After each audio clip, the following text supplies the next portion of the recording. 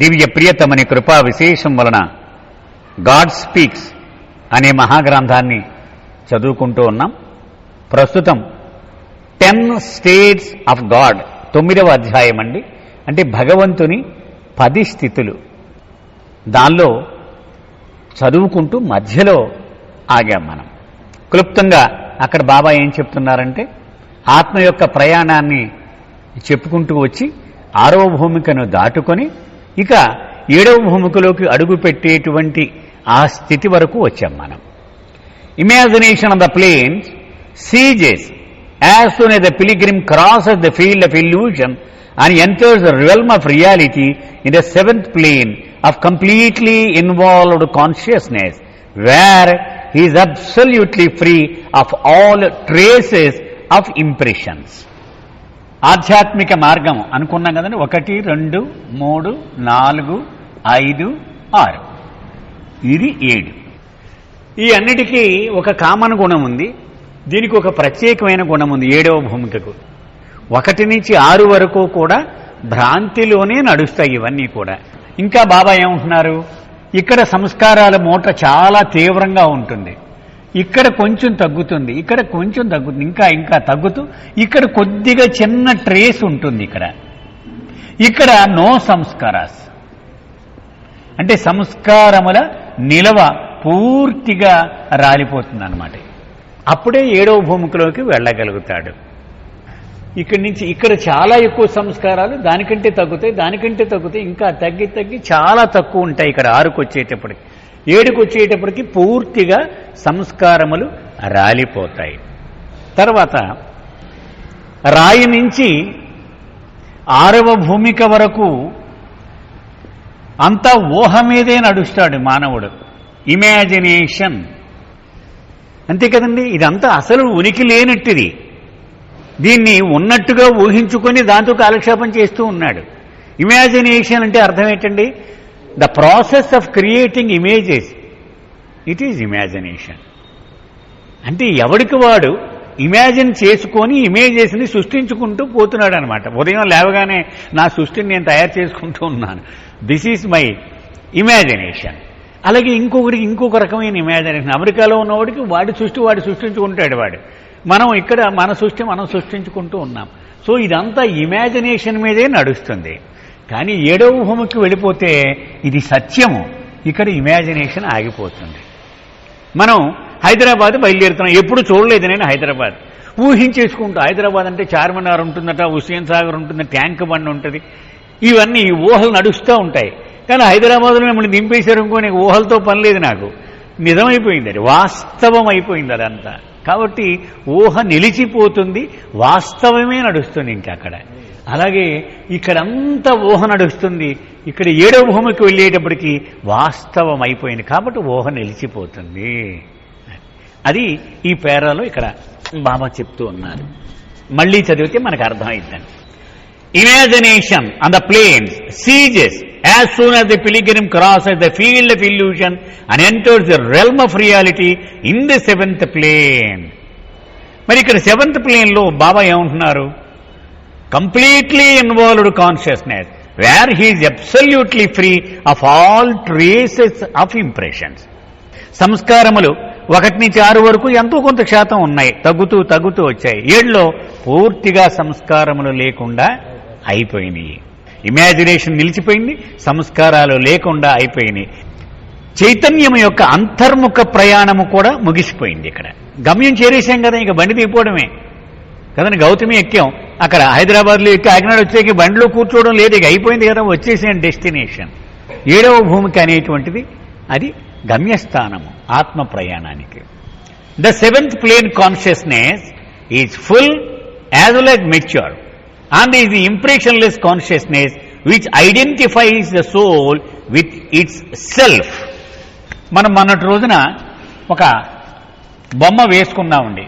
ఒక రాయి, అలాగే ఒక వృక్షము, క్రిమి, లోపల అన్నిటికీ కూడా సెల్ఫ్ ఒక్కటే, స్వస్వరూపము అది ఒక్కటే, అది భగవంతుడే.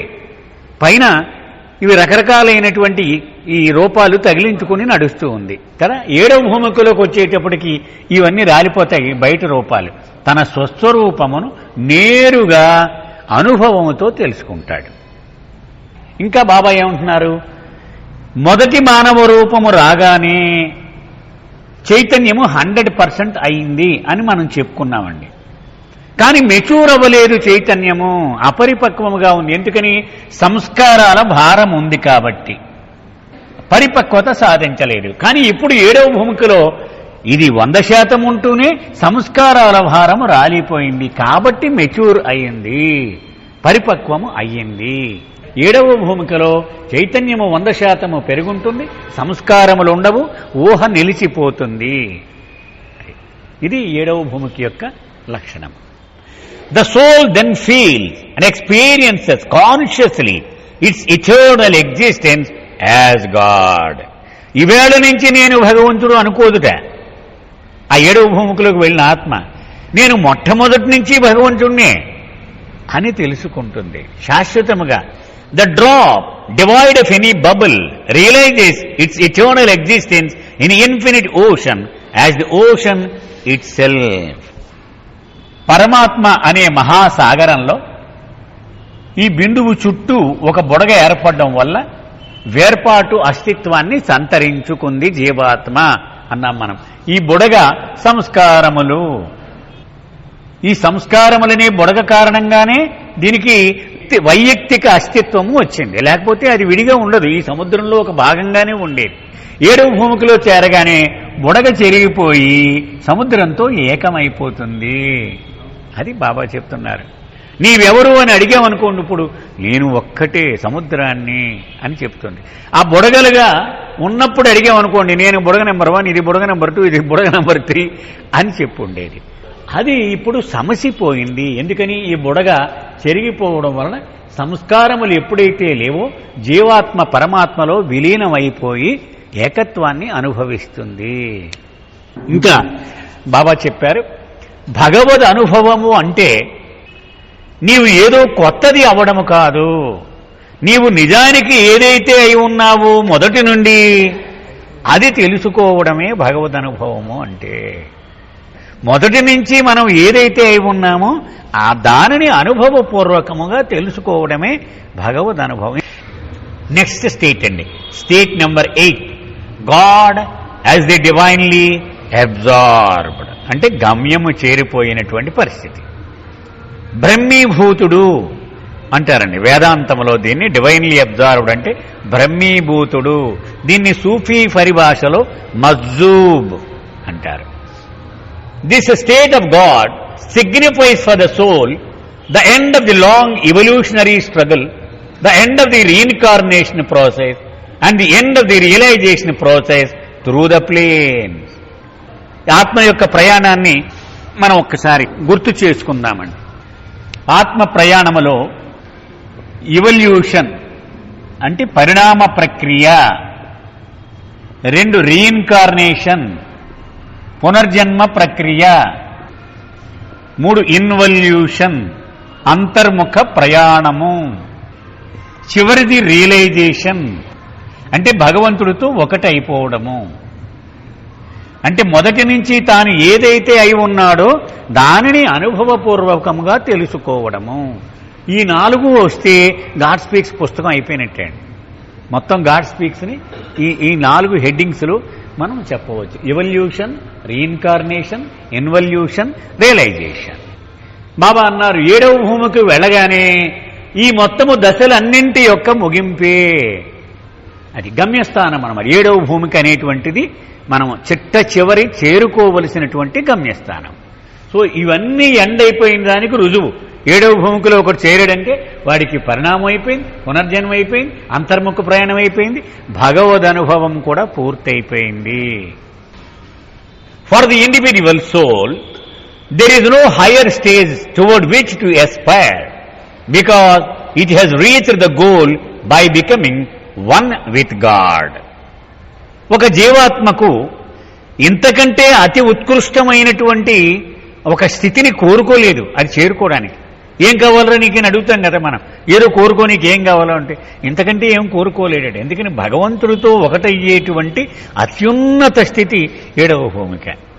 ఇక అంతకంటే వాడు అసలు కోరుకోలేడు కూడా, అంత గొప్ప స్థితి.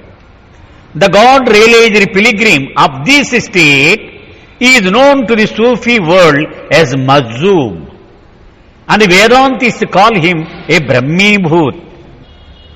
దీనిని సూఫీ పరిభాషలో మజ్జూబ్ అంటారు, వేదాంతములో బ్రహ్మీభూతుడు. మరొక చోట, ఇందులో కాదండి గాడ్ స్పీచ్లో, వేరొక చోట చదివాను నేను. ఎందుకు బ్రహ్మీభూతుడు అంటాడు అనంటే, అతను బ్రహ్మానుభవమును పొంది ఒక భూతము వలె వ్యవహరిస్తూ ఉంటాడట ఆయన. అంచేత బ్రహ్మీభూతుడు అంటే బ్రహ్మానుభవము వలన భూతంగా అయిపోయాడు అతను. అంటే మనతో సంబంధం లేకుండా అతను ఏం చేస్తున్నాడో మనకి ఏమీ అర్థం కాకుండా అలా తిరుగుతూ ఉంటాడనమాట. భగవద్ అనుభవం పొంది కూడా ఈ శరీరములో ఉన్నటువంటి మనిషిని మజూబ్ అంటారు. అంటే అతనికి తన శరీరం గురించి కానీ, తన మనస్సు గురించి కానీ, తన సటిల్ బాడీ గురించి కానీ అతనికి ఎరుక ఉండదు. అతనికి ఒకే ఒక్క ఎరుక, నేను భగవంతుణ్ణి, అదొక్కటే ఉంటుంది. బాబా సాంగత్యం చేసినటువంటి మస్తులలో ఇటువంటి వాళ్ళు 3 ఉన్నారండి. అంటే వాళ్ళు భగవంతుళ్ళే, భగవంతుడు అయిపోయారు వాళ్ళు, కానీ మానవ రూపంలో తిరుగుతూ ఉండేవారు. వాళ్ళని మజ్జూబ్ అంటారు. ద మజ్జూబ్ has no body consciousness and no consciousness of the 3 spheres, gross, subtle and mental. అతనికి స్థూల దేహము యొక్క, సూక్ష్మదేహము యొక్క, మానసిక దేహము యొక్క ఎరుక అతనికి ఉండదు. This means that in this state 8 God as మజ్జూబ్ consciously experiences his own infinite triune nature of infinite power, knowledge and bliss, but does not make use of these infinite aspects of his nature. ఒకడు భగవంతుడా కాదా, దానికో test ఉందన్నారు బాబా. అనంత శక్తి, అనంత జ్ఞానము, అనంత ఆనందము, ఈ 3 ఉంటే వాడు భగవంతుడే అన్నారు. భగవంతుని లక్షణత్రయము అంటారు దీన్ని. అంచేత ఈ 3 ఉంటే వాడు భగవంతుడే. ఈ మజూబ్కి ఈ 3 లక్షణాలు ఉంటాయి. ఈ 3 ఎరుక మాత్రమే ఉంటుంది వాడికి. స్థూల శరీరం యొక్క ఎరుక ఉండదు, సూక్ష్మ శరీరం యొక్క ఎరుక ఉండదు, మానసిక శరీరం యొక్క ఎరుక ఉండదు. అయితే వాడిని ఆశ్రయించేసి సేవ చేసేసి ఏమైనా నాకు సాయం చేయవయ్యా అంటే అతను సాయం చేస్తాడా, చెయ్యలేడు అన్నారు బాబా. ఎందుకని, నువ్వు ఉన్నావని తెలియదు అసలు. ఎందుకని, మనము స్థూలములో ఉన్నవాళ్ళం, అతనికి స్థూలము యొక్క ఎరుక లేదు. కాబట్టి ఏ విధంగానూ అతను సహాయము చెయ్యలేడు. దానికే బాబా అంటున్నారు, అనంత శక్తి, జ్ఞాన, ఆనందములను కలిగి ఉండడం వేరు, ఇతరుల కోసం వాటిని వినియోగించగల సామర్థ్యము కలిగి ఉండడము వేరు. ఈ మజూబులు భగవంతుని లక్షణత్రయము కలిగి ఉన్నప్పటికీ కూడా దానిని వినియోగించేటువంటి అధికారము వాళ్ళకి ఉండని కారణముగా వాళ్ళు సహాయం చేయలేరు. In this state 8, the unconscious infinite state of God not only gains the highest divine consciousness of state B of God, but in this state of God becomes divinely absorbed in the reality of his own infinite conscious state and thus realizes his eternal identity with the infinite conscious state B of God.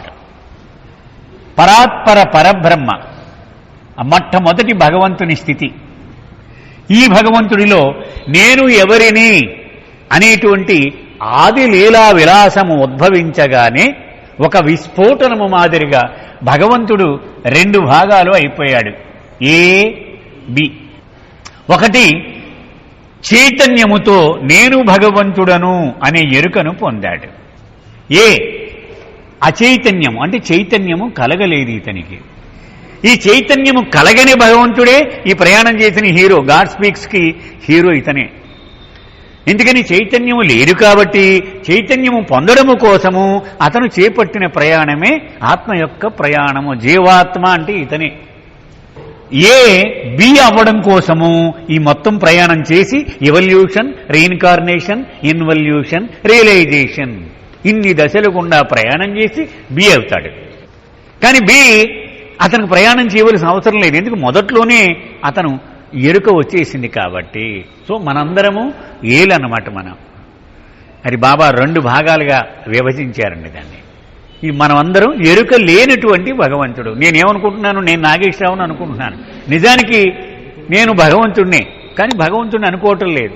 నేను బయట తగిలించుకున్న రూపంతో identify అయిపోయి నేను ఇదే అనుకుంటున్నాను. నేను 5 అడుగులు 3 అంగుళాలు ఉన్నాను, నేను దుర్బలుణ్ణి, వీక్ని, రిటైర్ అయిపోయాను, ఆరోగ్యం బాగుంటలేదు, ఇలా అనుకుంటున్నాను. కానీ లోపల ఉన్నది నా స్వస్వరూపము భగవంతుడే.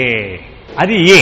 కాబట్టి ఇక్కడ మజూబు స్థితికి వచ్చేటప్పటికి ఏ బి అయిపోయాడు. అయిపోవడమే కాకుండా అతను ఇలా చూసుకున్నాడు, నేను సృష్టికర్తని, నేను పరాత్పరుణ్ణి, ఎంత అన్యాయం, ఇన్నాళ్ళు నేను ఇంత ఇలా జీవించేనా, నేను ఒక రాయిగా ఉన్నానా, ఒక పావుగా ఉన్నానా, ఒక చెట్టుగా ఉన్నానా, ఏమి దౌర్భాగ్యం నాకు ఇది కదా, నా నుండి ఈ మొత్తం సృష్టి ఉద్భవిస్తోంది కదా అని అతను ఎరుకతో అనుభవంలోకి తెచ్చుకుంటూ ఉంటాడు. ఇదంతా కూడా ఇది మజూబ్ స్థితి. This state 8 of God is the highest divine consciousness which is విజ్ఞాన్. దీనినే సూఫీలు వాడే భాష, వేదాంతము వాడే భాష, 2 పదాలు కూడా బాబా చెప్తూ వస్తూ ఉన్నారు మొత్తం పుస్తకం అంతా కూడా. దీనిని సూఫీలు అహదియత్ అంటారు, దీన్ని వేదాంతములో విజ్ఞాన్ అంటారు. అంటే ఇక భగవంతుడు అయిపోయాడు, పూర్తిగా భగవంతుని లక్షణత్రయాన్ని అనుభవిస్తూ ఉన్నాడు. ఆల్ గాడ్ రియలైజ్డ్ బీయింగ్స్, భగవద్ అనుభవం పొందిన వ్యక్తులు అనేక రకాలుగా ఉంటారు. ఎవరు వాళ్ళు? బ్రహ్మీభూత్స్, పరమహంసాస్, జీవన్ముక్తాస్, సద్గురూస్ అవుతారు. They retire to this state B of God in the beyond after disembodiment. 7వ భూమికలోకి వచ్చేశాడని ఒక వ్యక్తి అనుకుందాం. 7వ భూమిక అంటే భగవద్ అనుభవం పొందేశాడు, నేను భగవంతుణ్ణి అనే అనుభవం వచ్చేసింది. ఇక 3-4 రోజులలో ఈ దేహాన్ని వదిలేసి అతను స్టేట్ బిలోకి వెళ్ళిపోతాడు. కానీ ఎక్కువ మంది ఇలా వెళ్ళిపోతారు.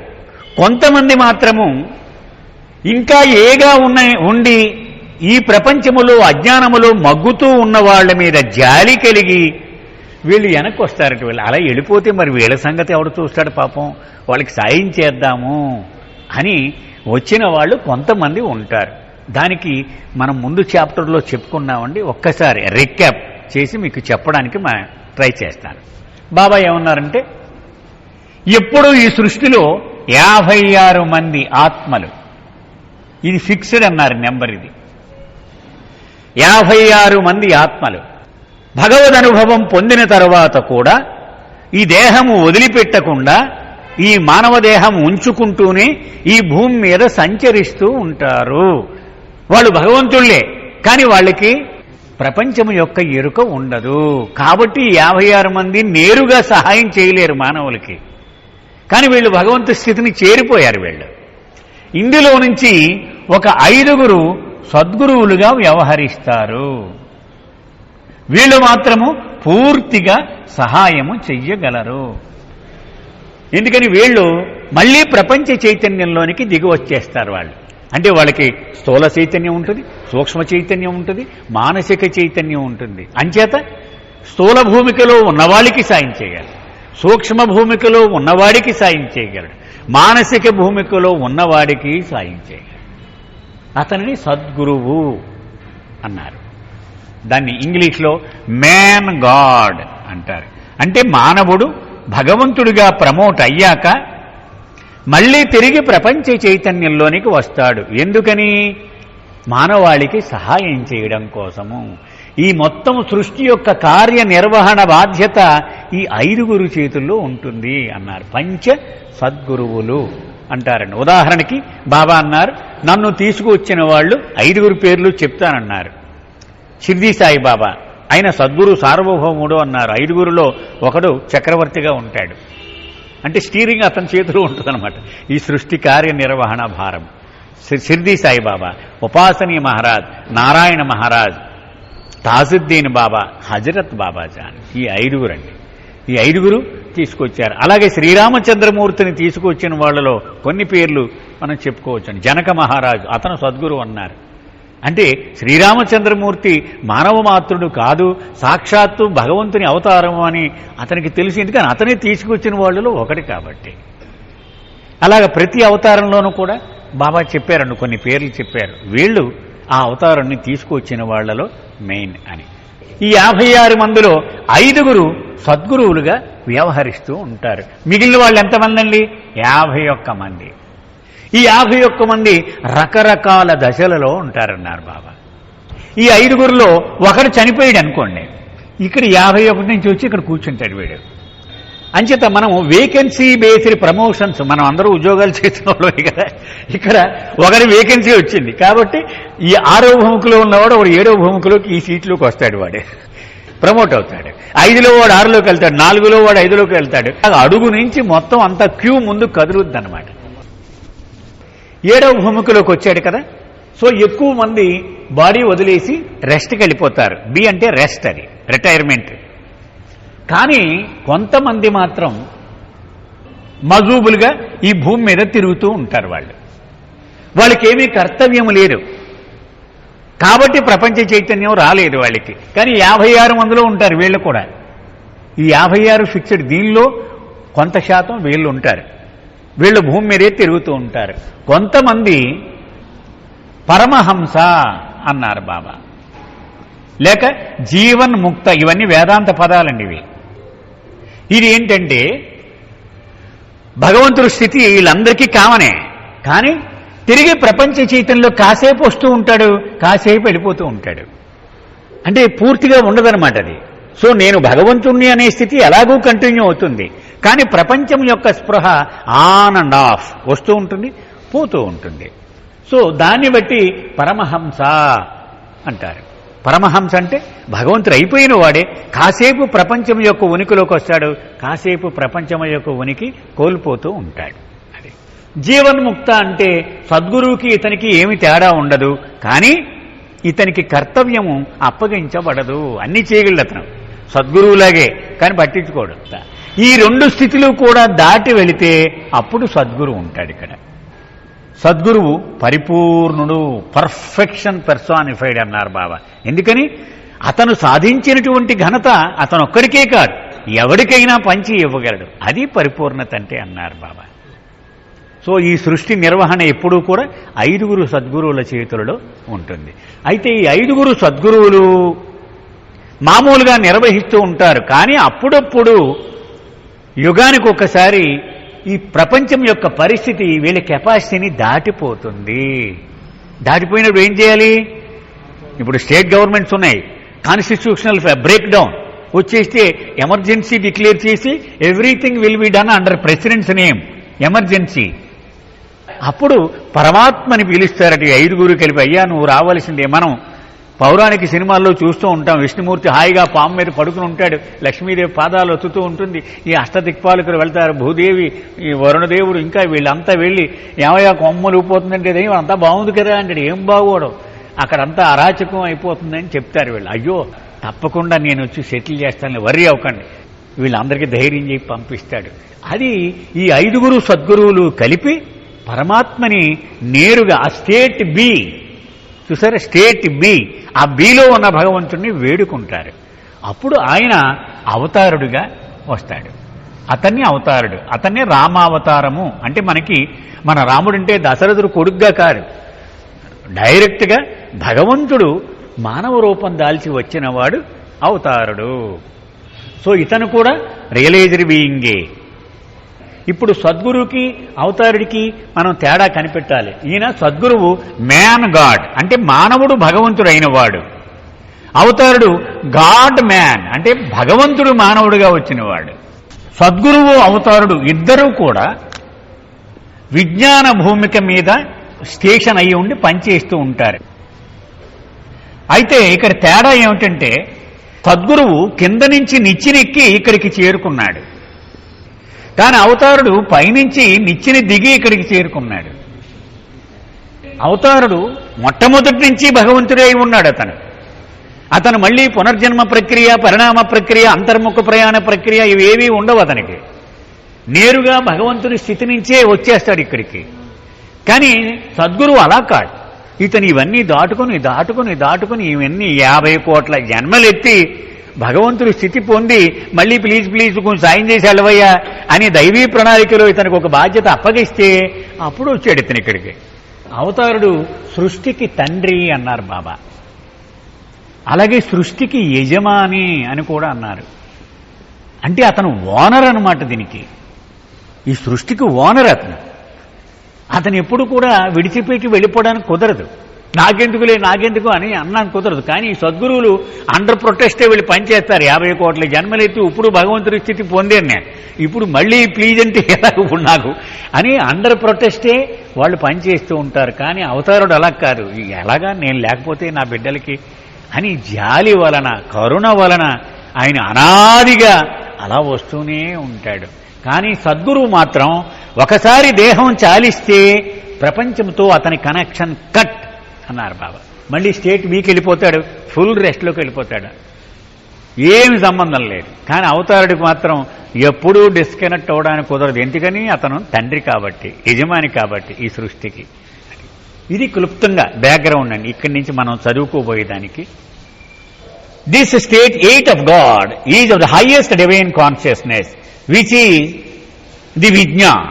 All God realized beings, Brahmibhut, Paramahamsas, Jivanmuktas, Sadgurus and Avatar, they retire to this state be of God in the beyond after disembodiment.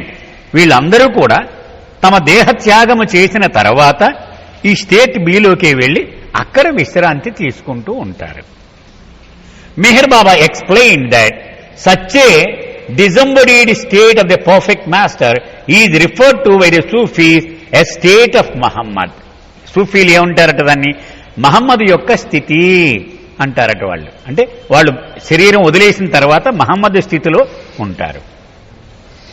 As distinguished from office of the Muhammad when in physical body.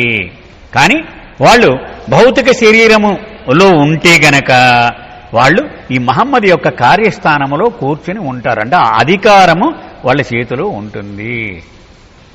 హకీకత్ ఏ మహమ్మది the 10th state of God in physical body and the ముఖం ఏ మహమ్మది the విజ్ఞాన భూమిక depicted in the chart as C. 10 states of God chart ఉందండి ఇందులో. ఒక్కసారి చూడరా, 3 స్థితులు ఉన్నాయండి. ఇలా ఏ బి సి 3 స్థితులు చెప్పారు బాబా ఇక్కడ. ఏంటిది? ఇది చైతన్యము లేనటువంటి స్థితి. ఏ మనం అందరం అనుకున్నాం కదా, ఇదే ప్రయాణం చేసింది. బి ఇది చైతన్యం వచ్చేసింది, అంటే బ్రహ్మానుభవము పూర్తిగా ఉంది, ఎరుక ఉంది వీళ్ళకి. సద్గురువు బాడీ డ్రాప్ చేసిన తర్వాత, అవతారుడు బాడీ డ్రాప్ చేసిన తర్వాత, అలాగే బ్రహ్మానుభవం పొందిన వ్యక్తులు బాడీ డ్రాప్ చేసిన తర్వాత ఇక్కడే రెస్ట్ తీసుకుంటారు. మరి ఇదేమిటి? బాబా చెప్తున్నారు, ఈ ఏ ఇలా అనంతంగా జర్నీలు ఎత్తుతూ ఉన్నాడు. ఒక్కొక్క జన్మ ఇస్తే ఒక కొత్త అవకాశం ఇస్తున్నాడు భగవంతుడు. పోనీ ఈసారైనా నీ స్వస్వరూపము తెలుసుకోవడం కోసం జీవితాన్ని వెచ్చించరా అంటే వీడు మళ్ళీ డబ్బు సంపాదించడంలోనే ఈ ప్రపంచంలో మాయలో కొట్టుకుపోతూ ఇలాగే గడిపేస్తున్నాడు. Every new birth is a fresh opportunity to realise the goal అన్నారు బాబా. కానీ equally he misutilises the opportunity. అది దౌర్భాగ్యం. అది ఇలాగా ఈ బి చూస్తూ ఉంటాడు వీడిని, ఏమిటి ఎప్పటికి బాగుపడతాడు వీడు అని ఇలా వదిలేస్తే లాభం లేదు, నేను కూడా వీడి మధ్యకి వెళ్ళి వీడిని రెక్కబట్టుకొని సహాయం చేద్దామని సి స్థితిలోకి వెళ్తాడు బిఏ. ఇతడు సద్గురువు లేక అవతారుడు, అది సి అండి. ఇది సగుణ సాకారము, అంటే రూపము లేనటువంటి భగవంతుడు కొన్ని గుణాలు పొంది ఆకారం వేసుకొని మన మధ్యకు వస్తాడు. ఆయన భగవంతుడుగానే ఉంటూ మనకు సహాయం చేస్తూ ఉంటాడు. అది తేడా. నెక్స్ట్ స్థితి state 9, God as a liberated incarnate soul. ఇప్పటిదాకా మనము మజూబ్ దాకా చదువుకున్నాం సార్. మనం మజూబ్ అంటే ఏంటి? అతనికి నేను భగవంతుడను అనే చైతన్యము మాత్రమే ఉంది. అతనికి ప్రపంచం యొక్క స్పృహ గాని ఎరుక గాని లేదు అతనికి. అంచేత అతను నేరుగా మానవాళికి ఉపయోగపడలేడు అని కూడా మనం చెప్పు. God as liberated incarnate soul అంటే ఒక జీవన్ముక్తునిగా భగవంతుడు. If God divinely absorbed as in state 8 recovers and maintains a normal consciousness of the mental, subtle and gross spheres through his mental, subtle and gross aspects as an embodiment of a perfect human being known as Mazub. He then experiences state 9 at the divine junction between God state 8 and 10. 10 అంటే ఏంటండి? 10 అంటే C, state C చెప్పుకున్నాం కదండి. అంటే భగవత్ చైతన్యము, ప్రపంచ చైతన్యము ఏకకాలములో కలిగి ఉండేటువంటి పరిస్థితి. అది వాళ్ళకి భగవంతుడను అనే చైతన్యము ఉంది, స్థూల చైతన్యము ఉంది, సూక్ష్మ చైతన్యము ఉంది, మానసిక చైతన్యము ఉంది. అంచేత మనలాంటి స్థూలములో ఉండే వాళ్ళందరికీ సాయం చేయగలరు. అలా కాకుండా ఆధ్యాత్మిక మార్గములో సూక్ష్మ ప్రపంచములో ఉండే వాళ్ళకి సాయం చేయగలరు, మానసిక ప్రపంచములో ప్రయాణం చేస్తూ ఉన్న వారికి సాయం చేయగలరు, అందరికీ సాయం చేయగలరు. ఎందుకని?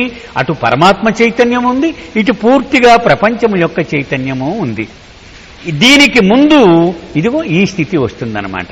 ఈ 9వ స్థితి దీనికి ముందుగా వస్తుంది. ఇప్పుడేమైంది?